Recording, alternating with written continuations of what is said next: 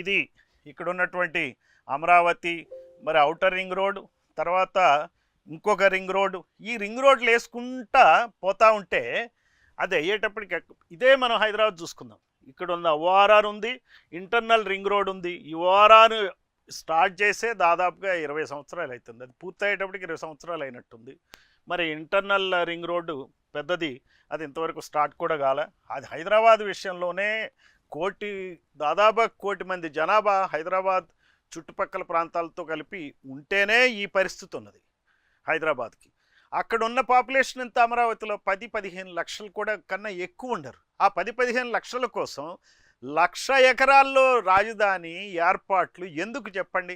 మరి శ్రీకాకుళం ఏమవుతుంది, లేకపోతే విజయనగరం ఏమవుతుంది, లేకపోతే అనంతపూరు, మరి ఒంగోలు, మరి రాయలసీమ జిల్లాలు, చాలా వెనకబడిన ప్రాంతాలన్నీ, మాచర్ల, మరి మార్కాపురం, ఇవన్నీ ఏమైతే చెప్పండి? వాటి పరిస్థితి ఏంటి? 1,00,000 కోట్ల అప్పులు తెచ్చి 1,00,000 ఎకరాల్లో డెవలప్ చేయడానికి ప్రయత్నిస్తూ మీరు ఏం చేస్తున్నారు? ఇదేం పాలన? ఇది రియల్ ఎస్టేట్ పాలనే కదా, మీకోసమే కదా పాలన.